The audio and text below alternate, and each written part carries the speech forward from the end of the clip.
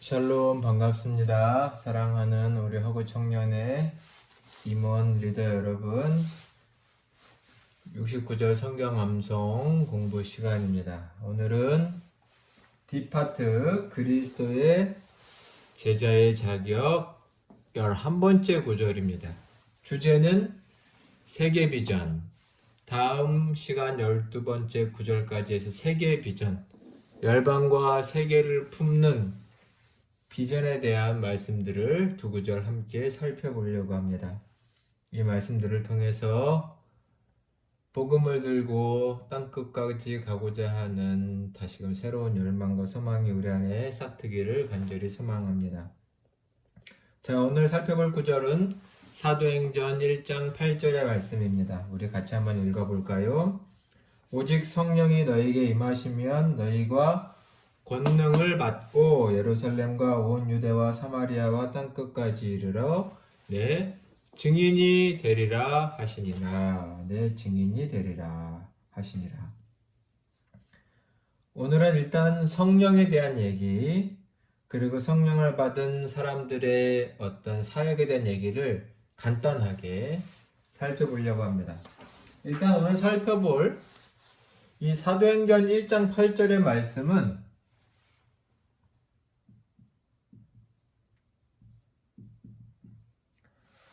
사람들에 따라서 약간의 의견 다를 수 있겠지만 마치 1장 8절에는 이 사도행전에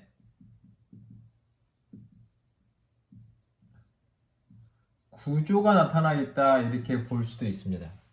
구조, 즉 오직 성령이 너에게 임하시면까지 하면, 즉 사도행전 2장에는 성령의 오심에 대해서 얘기하고 있고요.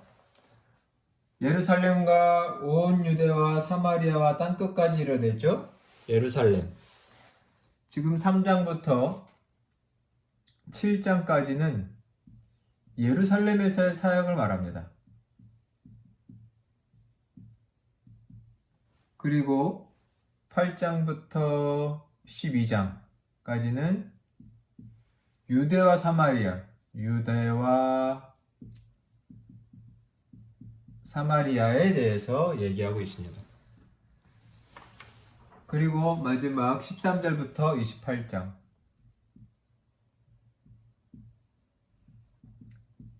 땅끝까지.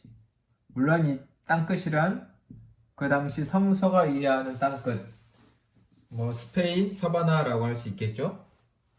일단 이러한 구조가 이 사도행전 1장 8절에 나와 있다라고 보는 견해들이 있고, 당연히 부정되긴 쉽지 않은 얘기들입니다. 그럼 땅끝까지 가서 복음을 전하라 라는 내용이죠. 중요한 건 이제 성령이 중요합니다. 성령이 오셨다. 성령이 왜 오셔야 하는가 라는 것이죠. 성령이 너에게 임하시면 너희가 권능을 받는다 라고 말씀하셨기 때문입니다. 자, 성령이 오셔야 한다 라는 것, 먼저는 우리 사도행전 1장 4, 5절의 말씀을 한번 찾아볼까요? 성령이 오셔야 하는 이유. 자, 한번 찾아서 읽어볼까요? 사도와 함께 모이사 그들에게 분부하여 이르시되, 명령하여 이르시되, 예루살렘을 떠나지 말고 내게서 들은 바 아버지께서 약속하시는 것을 기다리라. 요한은 물로 세례를 베풀었으나 너희는 몇 날이 못되어 성령으로 세례를 받으리라. 그죠? 그리고 성령을 받은 다음에 이 말씀처럼 된다는 거죠. 여기서 보면 성령이 왜 오시냐는 것이 4절에 보면 하나님 아버지께서 하나님의 약속이라고 되어 있습니다. 약속. 하나님께서 성령을 주시겠다고, 보내주시겠다고 약속을 하셨죠. 그래서 성령이 오시는 겁니다. 성령의 세례라고 5절에 나와 있죠. 성령이 각 사람에게 세례처럼 부어지시고 임하셔서 그들에게 권능을 주시고 증언자를 삼으시겠다라는 것이죠. 중요한 건 성령이 왜 오시나요? 하나님이 약속하신 것이기 때문입니다. 그 성령은 하나님의 약속대로 은총으로 각 사람에게 부어지고, 이것은 하나님의 먼저 우선된 약속이 있었기 때문이라는 것을 오늘 꼭 기억해 주시기 바랍니다. 인간의 공적과 노력으로 얻어진다기보단 성령은 하나님의 약속을 따라 우리에게 임하시는 하나님 자체이시다라는 것이죠. 다음 요한복음 16장 7절의 예수님의 말씀도 한번 살펴볼까요? 요한복음 16장 7절 말씀 같이 봉독할까요? 그러나 내가 너에게 실상을 말하노니, 지금 예수님이 하시는 말씀이죠. 제자들에게 내가 떠나가는 것이 너에게 유익이다. 내가 떠나가지 아니하면 보혜사, 여기 성령을 말하죠. 내가 떠나가지 아니하면 보혜사가 너에게 오시지 아니할 것이고, 만일 내가 떠나가면 내가 그를 너에게로 보내리라. 지금 예수님은 자기와 성령을 연관시켜서 말씀하시는데, 내가 가면 뭐라고 하시나요? 예수께서 성령을, 보혜사죠. 성령을 보내신다. 여기서 약속을 하고 계시죠.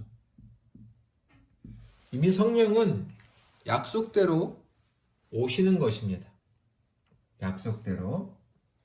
그리고 그 약속이 당시 예수님의 제자들에게, 지금의 이 시대를 살고 있는 우리에게도 이 약속은 동일하게 이루어지고 있습니다.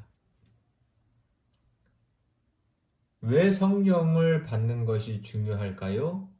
성령은 무엇을 하실까요? 먼저는 예수님의 사역을 통해서 한번 성령이 어떤 역할을 하셨는지를 살펴보겠습니다. 자, 사도행전 10장 38절의 말씀입니다. 여기도 써있죠. 사도행전 10장 38절. 우리 같이 한번 읽어보겠습니다. 하나님이 나사렛 예수에게 성령과 능력을 기름 붓듯 하셨음에, 어노인팅이네요. 기름 붓듯 하셨음에 그가 두루 다니시며 선한 일을 행하시고 마귀에게 눌린 모든 사람을 고치시었으니 이는 하나님께서 함께 하셨음이라. 여기서 매우 중요한 사실 한 가지가 있습니다. 예수님의 거룩한 사역, 여기 보면 선한 일, 두루 다니시며 선한 일을 하시고 마귀를 내쫓으시고 병든 사람을 고치시고 천국 복음을 전하신 이 모든 하나님의 사역을 하실 때 하나님께서 무엇을 하셨죠? 하나님께서도 예수님의 공생애를 시작하시기 전에 공생애를 위해서 성령을 기름 붓듯 주셨다라는 것입니다.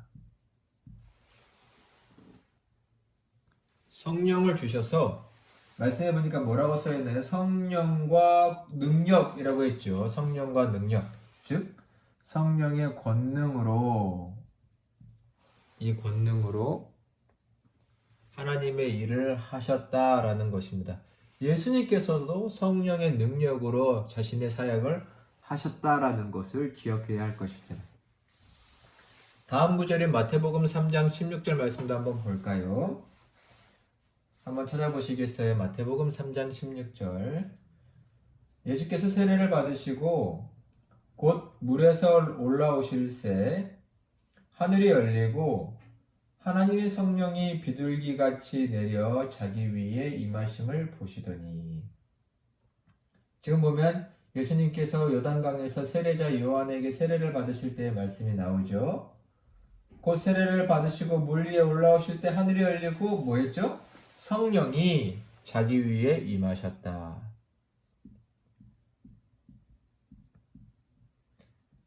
예수님 위에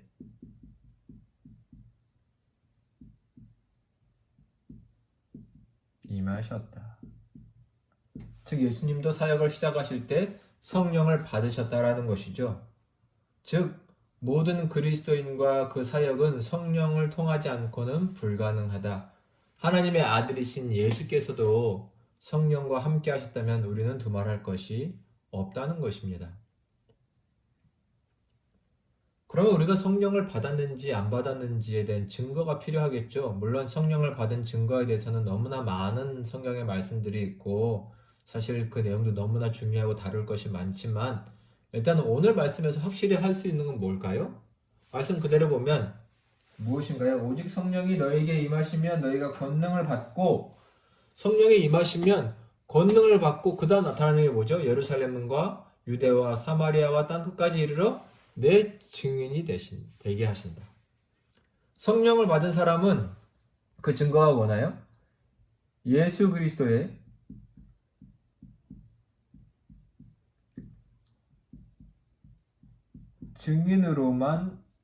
증인으로 살게 된다는 것입니다. 전 이것을 매우 중요하게 봅니다. 성령을 가진 사람은 예수 그리스도를 증거할 수밖에 없다는 것이죠. 즉, 이 증거가 삶의 우선순위가 되는 사람입니다. 우선순위가 되어버립니다. 억지로가 아니라 그에게 흘러나오는 것이죠.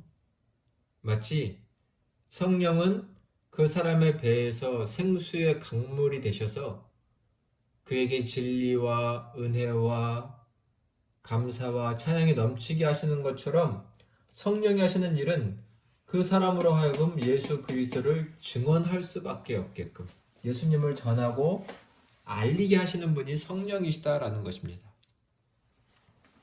즉 성령을 받은 증거는 예수 그리스도의 증거자로 살아가게 된다는 것입니다. 우리는 그렇게 살고 계신가요? 더 뜨거운 성령의 충만을 사모하시고 성령께 기도하시기를 바랍니다. 이 증언자는 당연히 증언의 내용이 있어야 합니다. 무엇을 증언해야 할까요? 일단 오늘 본문이 되고 있는 사도행전의 말씀들을 통해서 당시 예수님의 제자들이 초대교회가 무엇을 증언했는지 그 너무나 명백한 내용들을 몇 가지만 살펴보도록 하겠습니다.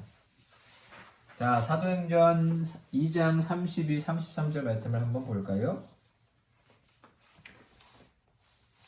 당시의 사도들이 예수님의 제자들이 증언한 내용들입니다. 자, 사도행전 2장 32, 33절 32부터 33절 이 예수를 하나님이 살리신지라 우리가 이 일에 뭐예요? 증인이로다. 하나님이 오른손으로 예수를 높이심에 그가 약속하신 성령을 아버지께 받아서 너희가 보고 있는 이것을 부어주셨느니라. 지금 사도행전 2장에 보면 어떤 배경인가요? 마가의 다락방에서 예수님의 제자들이 모여서 뜨겁게 기도할 때 성령의 각 불의 혀같이 모든 기도하는 사람들에게 임하셨고 사람들이 방언을 말했죠. 사람들이 그 모습을 보고 놀랐습니다. 그때 사도 베드로가 일어나서 증언하죠. 뭐라고 증언하냐면 특별히 33절의 내용도 중요하지만 32절에 보면 이 예수를 하나님이 살리신지라. 뭔가요? 예수 그리스도의 부활을 증언하고 있습니다. 예수님의 죽으심 그리고 이어지는 부활을 증언하고 있습니다. 이 부활을 증언한다는 것은 무엇인가요? 이것은 곧 그가 하나님의 아들이시라는 증거가 됩니다.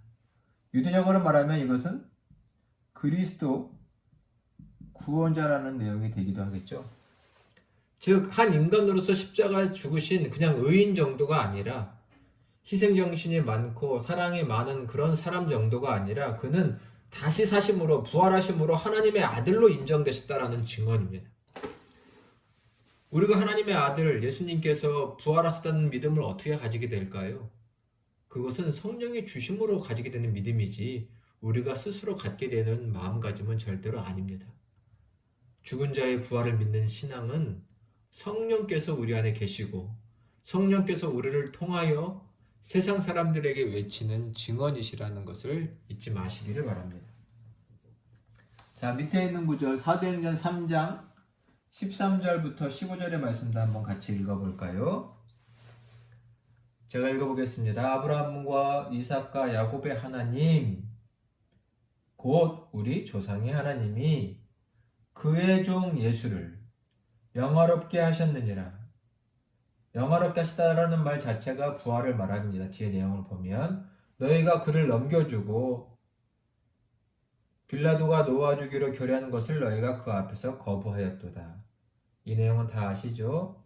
너희가 거룩하고 의로운 일을 거부하고 도리어 살인한 사람 바라바죠. 놓아주기를 구하여 생명의 주를 죽였다. 십자가에서. 그러나 다음 내용이 중요하죠. 하나님이 죽은 자 가운데서 그를 살리셨으니 우리가 이 일의 증인이로다. 뭘 증언하나요? 죽은 자 가운데서 살리셨다. 역시 부활입니다. 예수님의 부활.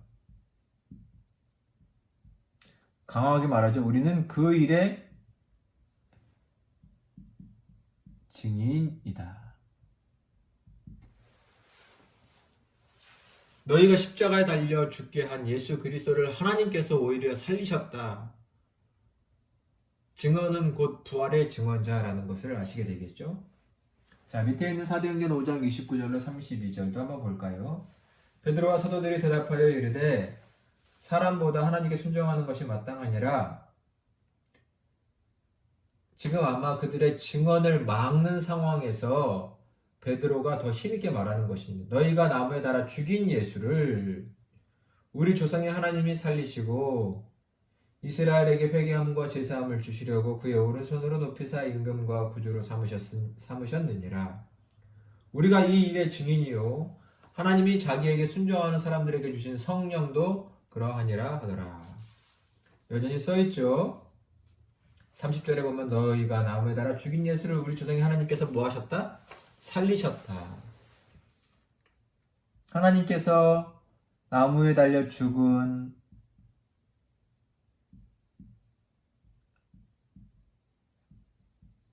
예수를 살리셨다. 우리는 그 일의 증언자이다. 초대교회는 예수님의 제자들의 메시지는 너무나 분명하고 간단했습니다. 예수께서 우리 죄를 위해 죽으시고 다시 사심으로 진실로 우리의 죄를 위해 죽으시는 것이 증명되었다라는 것입니다. 이것은 증언이죠. 이것을 캐리그마라고도 말합니다. 캐리그마는 선포죠. 설명이 아닌 선포입니다. 나는 그 일의 증언자다. 나를 통하여 우리의 증언을 통하여 그것을 믿게끔 받아들이게끔 하는 것이고 그것이 불변한 사실로 사라지지 않도록 하는 것이죠. 변증의 시대가 필요하지만 우리는 때로는 이런 증언이 필요합니다. 예수께서 다시 사셨다. 마지막 말씀 사도행전 10장 39절로 43절의 말씀도 한번 볼까요? 우리는 유대인의 땅과 예루살렘에서 그가 행하신 모든 일의 증인이라. 그들이 나무에 달아 죽였으나 하나님이 사흘 만에 다시 살리사 나타내시되 모든 백성이 하신 것이 아니요 오직 미리 택하신 증인 곧 죽은 자 가운데서 부활하신 후 그를 모시고 음식을 먹은 우리에게 하신 것이라. 예수님의 제자들을 말하죠. 우리에게 명하사 백성에게 전도하되 하나님의 살아있는 자와 죽은 자의 재판장으로 정하신 자가 곧 이 사람이라는 것을 증언하게 하셨고 그에 대하여 모든 선지자도 증언하되 그를 믿는 사람들이 다 그의 이름을 힘입어 죄사함을 받는다 하였느니라. 조금 더 앞선 말씀드려보다 내용이 풍성하죠. 일단 뭔가요? 40절에 30절에 40절에 보니까 39, 40절에 보니까 그들이 나무에 달아 예수님을 죽였으나 40절 하나님이 사흘 만에 다시 살리사 3일 만에 부활하게 하셨다라는 것이죠. 일단 이 내용이 하나 있죠. 조금 더 구체적입니다. 3일 만에 다시 살리셨고 우리에게 보이셨는데 그분은 누구시냐? 42절에 보니까 다시 사신 분은 여기 말씀에 이렇게 써있죠. 하나님이 살아있는 자와 죽은 자의 재판장. 왜요? 예수님은 십자가 죽으셨을 뿐만 아니라 다시 살아나셨기 때문에 살아있는 자와 죽은 자의 재판장이 되셨다라는 것이죠. 모든 자의 재판장이라는 것은 결국 하나님처럼 주권자가 되게 하셨다라는 말입니다. 우리는 이 일의 증인이다. 그래서 모든 사람들이 예수 그리스도의 이름을 통하여, 이 부활한 분의 이름을 통하여 죄사함을 받게 된다라고 말하고 있습니다. 참으로 오늘 중요한 내용들이 많이 나왔다고 생각됩니다. 성령이 누구시냐라는 것이고, 성령을 받은 자의 삶이 어떻게 되느냐라는 것인데, 그것은 열방 가운데 증언자로 살아간다라는 것입니다. 자, 이 시간 먼저 요약을 해보고 정리를 해보고 맞춰볼까요? 일단 사도행전 1장 8절은 사도행전의 구조가 나왔다라고 말합니다. 성령이 오시고 예루살렘에서의 전도와 유대와 사마리아와 땅끝까지 이르러 예수님의 제자들이 복음을 전가하는 이 내용들이 잘 나와 있습니다. 왜 성령이 오시나요? 성령은 하나님이 약속하신 것입니다. 예수님께서 성령을 주시겠다고 약속을 친히 하셨죠. 내가 가는 것이 너희에게 유익하다. 성령의 역할은 예수님의 사역을 통해서도 분명히 나타납니다. 예수님의 공생애를 시작하실 때에 이미 하나님께서 예수님에게 성령을 주셔서, 말씀 표현대로 하면 기름 붓듯 주셔서 그 능력으로 예수님은 사역을 감당하셨죠. 세례 요한에게 세례를 받으실 때 하늘로부터 하늘이 갈라지고 비둘기 같은 성령이 예수님 위에 임하셨습니다. 그러니 우리도 성령을 받지 않고는 믿음도 가질 수 없고 하나님의 일도 할 수 없다는 것을 꼭 기억하시기를 바랍니다. 성령을 받은 가장 큰 증거라고 한다면 당연지사 예수님의 증인으로 살게 되는 것입니다. 이것은 억지가 아니라 마치 살아있는 것은 숨을 쉬듯 자연스럽고 무엇보다도 우선적으로 이 증인의 삶을 살고 싶어지는 것입니다. 하나님의 일을 하고 싶고 예수님을 전하지 않을 수 없는, 정말 우리에게 이러한 신앙으로 거듭나는 은혜가 가득하기를 축복합니다. 성령이 무엇을 증언하게 하시나요? 너무나 명백합니다. 예수님의 부활, 나무다리에서 다시 살아나셨다. 3일 만에 부활하셨다라는, 예수님의 죽으심뿐만 아니라 죽으심은 모든 사람들이 목도했죠. 그러나 그가 죽음을 이기고 사망 권세를 이기고 부활하셨다라는 것이 성령을 받은 사람들의 증언의 핵심적인 내용입니다. 예수께서 부활하셨다. 사셨다. 지금도 살아계시다. 지금도 하나님으로서 모든 것의 재판장과 주관자로 살고 계시다. 이 내용. 우리는 하나님 앞에 서 있다라는 이 증언입니다. 성령을 받은 우리는 예수님의 이 복음을 열방 가운데 전할 수 있고 또 성령의 능력을 덧입어 전하는 삶을 살게 되시기를 간절히 소망합니다. 사랑하는 여러분, 지금까지 열심히 참여해 주셔서 감사합니다. 우리 다음 시간에 뵙도록 하겠습니다. 샬롬.